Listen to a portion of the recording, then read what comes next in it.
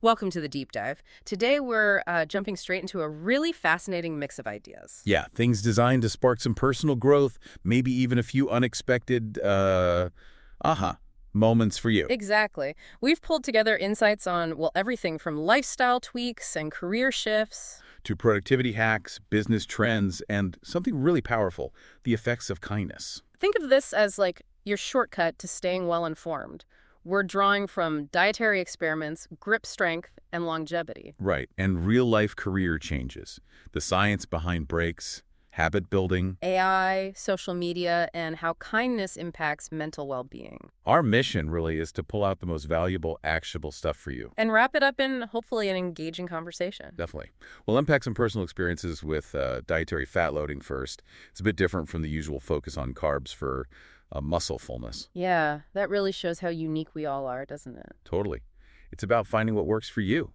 Then we'll look at grip strength and lifespan. But with a really important caveat there about overall lifestyle. Absolutely. And there's this great story about someone leaving the corporate world. Drones, STEM for kids. Really inspiring. Finding your passion, acting on it. We'll also cover how short, intentional breaks can boost productivity. Kind of challenges that hustle culture idea. Oh, yeah. Constant work isn't always the answer. But practical tips for habits. Starting simple, like with your morning coffee. And finally, we'll navigate AI, social media in business.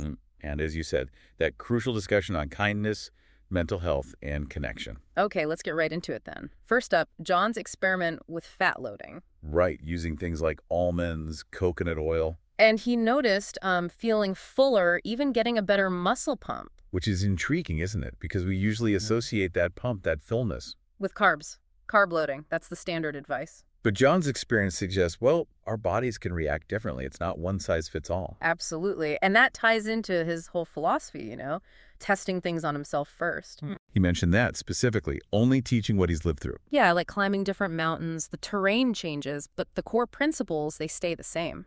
And that's a key takeaway for you listening.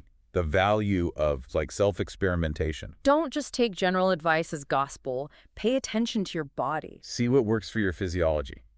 He mentioned avocado worked well for him consistently. And almonds were just convenient for loading up. Less about grams, more about that intuitive feel. Exactly. Understanding your body's signals. Okay, switching gears a bit. This next one might surprise you. Grip, strength, and longevity. Ah, yes. The idea that how strong your grip is could predict how long you live. Apparently, there's a longevity expert who suggests men should aim to carry their body weight. And women, 75% of theirs, for at least a minute. Yeah, and they mentioned something similar about upper leg diameter, too. But here's the crucial part, I think. We need context. Definitely. Yeah. Are these things goals in themselves, or are they byproducts? Exactly. They're more likely indicators of an overall active lifestyle. That's such an important distinction. It's not about suddenly bulking up your legs or doing endless grip exercises in isolation. Right. Like John pointed out, good grip strength probably just means you use your hands a lot. Lifting, carrying, doing stuff, you wouldn't get that being sedentary. It points to that bigger picture. Yeah. Our bodies are systems. Strength often comes from engaging with the world. Resilience. So the real message for you isn't some quick longevity hack. No, it's about the fundamental value of leading an active, engaged life. These markers just reflect that. Okay, now for a story I found really, really inspiring. Scott Buell's midlife career change. Oh, yeah. 25 years in corporate sales. And then just leaving it to start a drone business. And eventually, Drone Legends. Which focuses on STEM education for kids. It's amazing. What drove him? He felt he was chasing money, not purpose. Yeah, a lack of fulfillment. And then that key moment, seeing a kid fly a drone. That sparked something, a feeling that he needed something different. And it wasn't some grand 5-year plan, was it? Not at all. He described it as just needing to get out, walked away, and the drone idea just sort of came in. Like an angel came out moment, I think he called it. But the real shift, the passion for Drone Legends, that came later. Right, when he volunteered in a classroom. A 5th grade class. That ignited the passion for teaching, for inspiring kids. Shows how unexpected paths can lead you to your calling. His business now runs on 5 principles: excellence, empathy, creativity, accountability, and autonomy. Big focus on purpose and self-regulation. And his advice for anyone else feeling stuck: It's really practical. Find what you love doing, even for free. The thing you do anyway. Yeah, then figure out how to make money from it. Start small. Just 1 hour a day on that side hustle. That feels manageable. Find your North Star, as he put it, and just start moving towards it, even if you can't see the whole path yet. Great advice. Okay, let's shift again. Productivity, specifically breaks. The power of the 10-minute break, or even less. There was a 2023 analysis mentioned. Yeah, looking at micro breaks, 10 minutes or fewer. And the findings. Pretty significant for well-being. Definitely. And modest gains in performance, too, mainly by reducing fatigue, increasing engagement. Think about how that could fit into your day, right? Those little pauses. So how do they work? Something about the brain's default mode network. Exactly. What is that anyway? Well, think of it like your brain's background processing. When you're not focused on a task, like daydreaming, Okay. that network kicks in. It connects ideas, consolidates memories. It's where insights often come from. So those short breaks aren't just downtime. They're actually helping your brain process things, reinforce learning. Potentially, yes. Helping replay and strengthen new skills or information. Which really pushes back against that always be working hustle culture idea. Totally. It suggests constant work might actually be less productive. Strategic breaks are key. Exactly. Work smarter. Our brains need that reset. The sources even suggested practical things, like just 5 or 10 minutes between meetings. Simple, but could make a real difference. Okay, another practical strategy. Habit stacking. Right. Linking a new habit you want. To something you already do automatically, an existing trigger. It's clever because it uses existing brain pathways. Makes the new habit easier to adopt. The example given was morning coffee, a common routine. Yeah.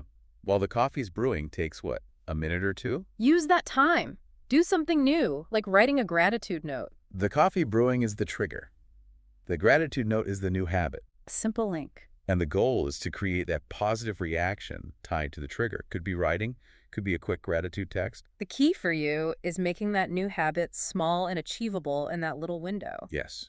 And the experts stress the power of these tiny, consistent actions. They compound over time, right? Build self-respect, lead to bigger things, small wins matter. Absolutely. Now, let's look at AI, business, content creation. It's changing fast. The sources suggest seeing AI more as a behind-the-scenes assistant. Yeah, helping with workflows, organizing insights, not necessarily replacing the creative human element. It's about using AI to, elevate our own strengths, make us better. One source mentioned Meta releasing LMA4, making advanced AI more accessible. That's interesting. Democratizing the tech. Potentially. Yeah. It could empower smaller players, individuals. But it also raises questions, Like how to use it responsibly. Ensure it helps, not hinders. Exactly. How do we leverage it without losing the human touch or widening gaps? On the social media front, Instagram's doing new things too. Lockable reels. Yeah, creators can share exclusive stuff, need a secret code to see it. Oh, okay, so like premium content within Instagram. Kind of. Blurs the lines between social and paid content. A bit like NFTs offered exclusive access sometimes. New ways to engage an audience. And Netflix is testing TikTok-style vertical feeds. In their mobile app, yeah. Yeah. Adapting to those shorter attention spans of that vertical video trend. Trying to hook people with short clips to get them into the longer shows and movies. Seems like it. It reflects that broader shift in how people, maybe how you, consume content now. Short, punchy, vertical. Even the big players have to adapt. For sure.